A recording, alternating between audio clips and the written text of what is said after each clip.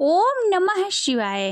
प्रिय भक्तों, आप सभी का भक्ति चैनल पर हार्दिक स्वागत है। आप सभी आज सुनेंगे 32 पूर्णमासी की व्रत कथा। द्वापर युग में एक समय की बात है कि यशोदा जी ने श्री कृष्ण से कहा, हे कृष्ण, तुम सारे संसार के उत्पन्न करता, पोषक तथा उसके संहार करता हो। आज कोई ऐसा व्रत मुझसे कहो जिसके करने से मृत्यु लोक में स्त्रियों को विधवा होने का भय ना रहे तथा वह व्रत सभी मनुष्यों की मनोकामनाओं को पूर्ण करने वाला हो।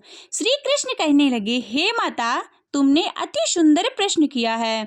मैं तुमसे ऐसे ही व्रत को सविस्तार पूर्वक कहता हूँ।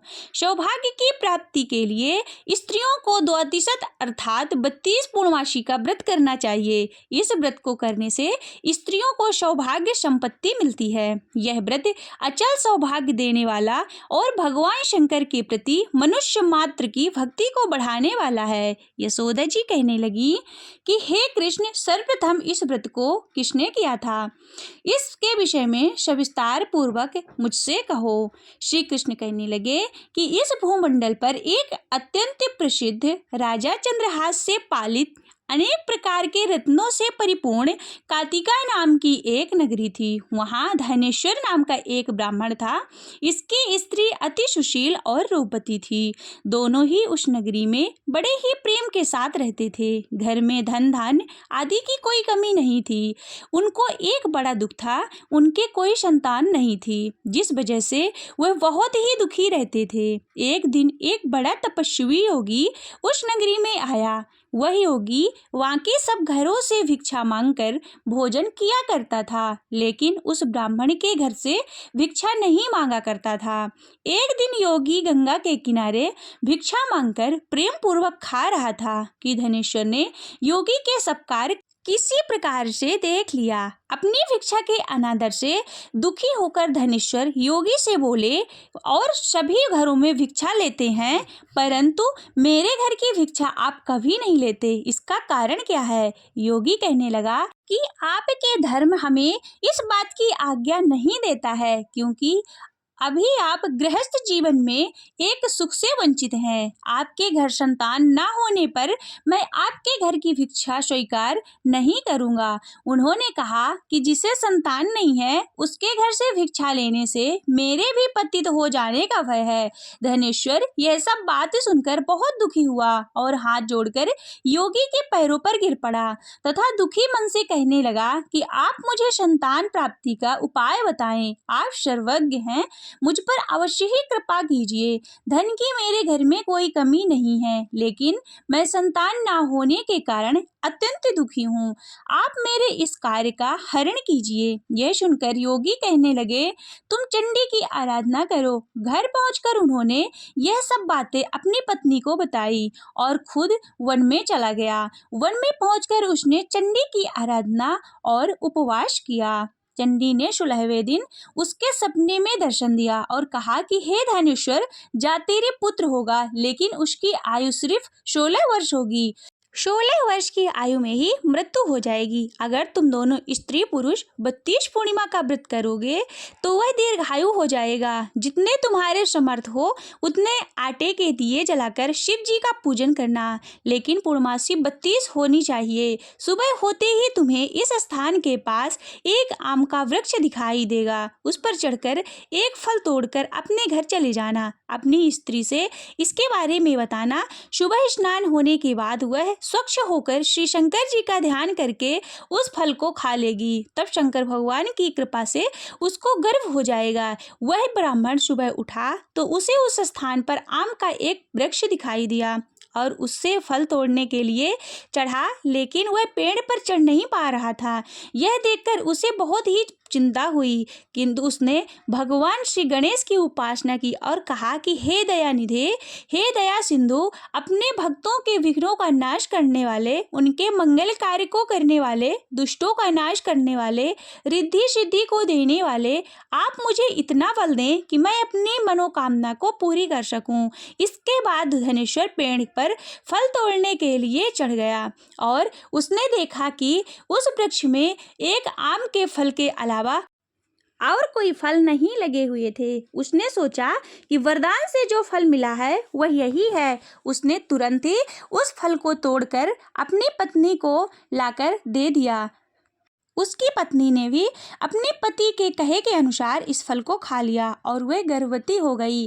देवी की कृपा से उसे बहुत ही सुंदर पुत्र पैदा हुआ। उसका नाम उन्होंने देवीदास रखा। माता पिता के हर्ष के और शोक के साथ वह बालक बढ़ने लगा। भगवान की कृपा से बालक बहुत ही सुंदर और सुशील था। विद्या पढ़ने में बहुत ही निपुण था। दुर्गा जी की कथा के अनुसार उसकी माता ने 32 पूर्णिमा का व्रत रखा। जैसे ही 16वां वर्ष लगा तो दोनों पति पत्नी बहुत ही दुखी हुए और उन्होंने सोचा कि कहीं उनके पुत्र की मृत्यु ना हो जाए। उन्होंने सोचा अगर यह घटना उनके सामने हो गई तो यह सब कैसे सहन कर पाएंगे।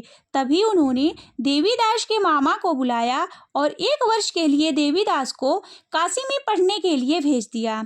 देवीदास अपने मामा के साथ एक घोड़े पर सवार होकर चल दिया। उसके मामा को भी यह बात पता नहीं थी। दोनों पति पत्नी ने 32 पूर्णिमा का व्रत पूरा किया। दूसरी तरफ मामा और भांजा दोनों रात गुजारने के लिए रास्ते में एक गांव में रुके। उस दिन उस गांव में एक ब्राह्मण की कन्या का विवाह होने वाला था। जिस धर्मशाला में वर और बारात के बाकी लोग रुके हुए थे उसी धर्मशाला में देवीदास और उसके मामा ठहर गए। उधर कन्या का तेल आदि चढ़ने के बाद जब लग्न का समय आया तो वर की तबीयत खराब हो गई। वर के पिता ने अपने परिवार वालों से विचार विमर्श करके कहा कि देवीदास मेरे पुत्र के जैसा ही सुंदर है, क्यों ना मैं विवाह के सारे लग्न इसके साथ करा दूं और बाद में बाकी के सारे काम मेरे बेटे के साथ पूरे हो जाएंगे। ऐसा कहने के बाद वर के पिता देवीदास को मांगने के लिए उसके मामा के पास आए और उन्हें सारी बात बताई। मामा ने कहा कि जो कन्यादान में कुछ भी मिलेगा वह सब हमें दे दिया जाए तो मेरा भांजा इस बारात का दूल्हा बन जाएगा। वर के पिता की यह बात स्वीकार कर लेने पर उसने अपना भांजा वर बनाने के लिए भेज दिया। इसके बाद देवीदास का विवाह उस कन्या के साथ संपन्न हो गया। इसके बाद वह अपनी पत्नी के साथ भोजन न कर सका और मन में विचार करने लगा कि ना जाने ये किसकी पत्नी होगी। यह सोचकर उसकी आंखों में आंसू आ गए। तब वधू ने पूछा कि क्या बात है, आप इतने उदास क्यों हैं। तब उसने सारी बातें पत्नी को बता दी। तब कन्या कहने लगी कि यह ब्रह्मा विवाह के विपरीत कैसे हो सकता है। आप ही मेरे पति हैं और मैं ही आपकी पत्नी रहूंगी, किसी अन्य की कमी नहीं है। तभी देवीदास ने कहा ऐसा मत करिए क्योंकि मेरी आयु बहुत कम है, मेरे बाद आपकी क्या गति होगी। लेकिन उसकी पत्नी बहुत दृढ़ निश्चय वाली थी। उसने कहा जो आपकी गति होगी वही मेरी गति होगी। हे स्वामी, आप उठिए और भोजन कीजिए। दोनों ने साथ में भोजन किया और शेष रात्रि सोते रहे। सुबह देवीदास ने अपनी पत्नी को 4 नगों से जड़ी हुई एक अंगूठी दी और एक रुमाल दिया और बोला कि हे प्रिय, इसे लो और संकेत समझकर स्थिर चित्त हो जाओ। मेरा मरण और जीवन जानने के लिए एक पुष्प वाटिका बना लो, उसमें सुगंधी वाली एक नवमल्लिका लगा लो, उसको प्रतिदिन जल से सींचा करो और आनंद के साथ खेलो कूदो और उत्सव मनाओ। जिस समय और जिस दिन मेरे प्राणांत हो जाएं तो ये फूल सूख जाएंगे और जब वे फिर हरे हो जाएं तो जान लेना कि मैं जीवित हूँ। यह समझाकर वह वहां से चला गया। इसके बाद जब वर और बाकी बाराती मंडप में आए तो कन्या ने उसे देखा और कहा कि यह मेरा पति नहीं है, मेरा पति वह है जिसके साथ रात्रि को मेरा विवाह हुआ है, इसके साथ मेरा विवाह नहीं हुआ। अगर यही है तो यह बताए कि मैंने इससे क्या दिया और कन्यादान के समय जो भी कुछ आभूषण आदि मिले उन्हें दिखाए। कन्या की ये सारी बातें सुनकर वह कहने लगा कि मैं कुछ नहीं जानता। इसके बाद सारी बारात अपमानित होकर लौट गई। भगवान श्री कृष्ण बोले, हे माता, इस प्रकार देवीदास काशी में चला गया। कुछ समय बाद एक सर्प उसको डसने के लिए वहां पर आया, लेकिन वह उसको डस नहीं पाया क्योंकि उसकी माता ने 32 पूर्णिमा का व्रत पहले से ही कर रखा था। थोड़ी देर बाद काल वहां पर पहुंचा। भगवान की कृपा से तभी वहां माता पार्वती, भगवान गणेश जी आ गए।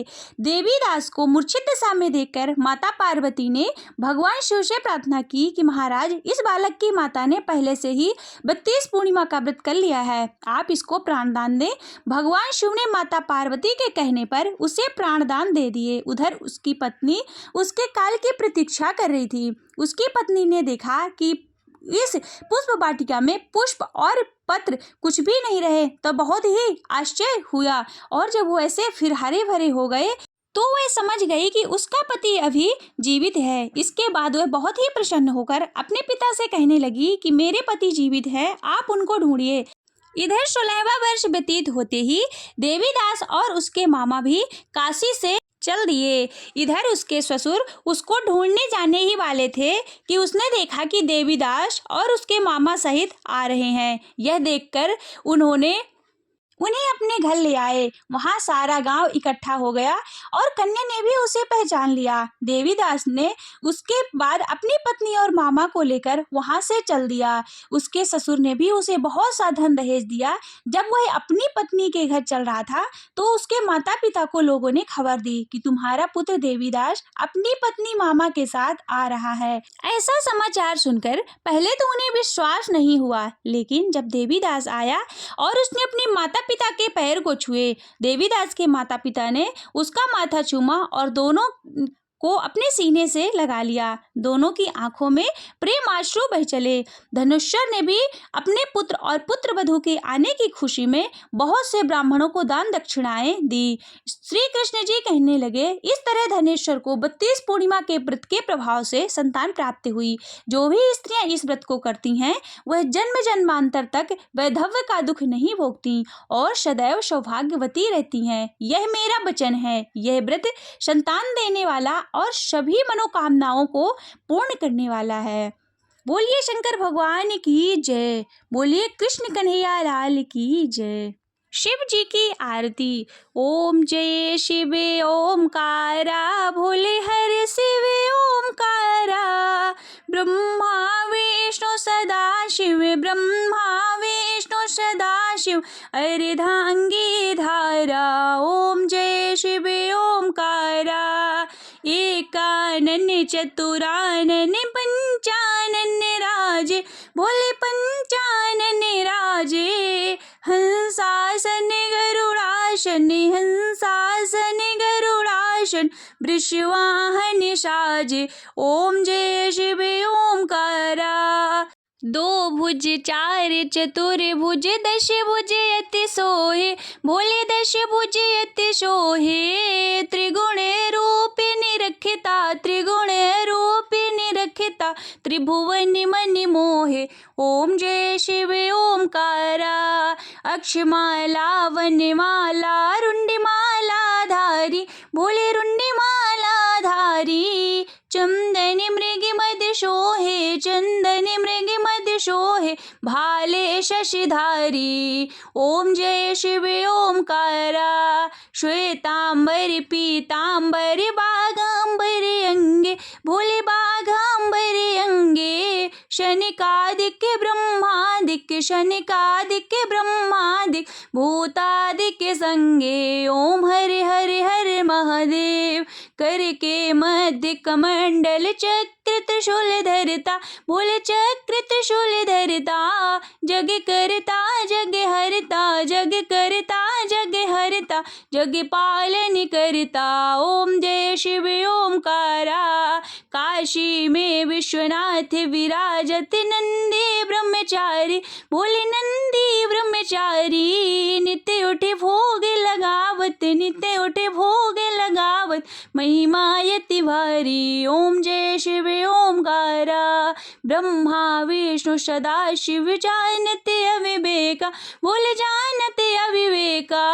प्रणवाक्षर के मध्य, प्रणवाक्षर के मध्य, ये तीनों एका। ओम हरे हरे हरे महादेव। त्रिगुण शिव जी की आरती, जो कोई नर गावे, स्वामी जो कोई नर गावे। कहत शिवानंद स्वामी, भजत हरि हर स्वामी, मनवांचित फल पावे। ओम जय शिव ओमकारा।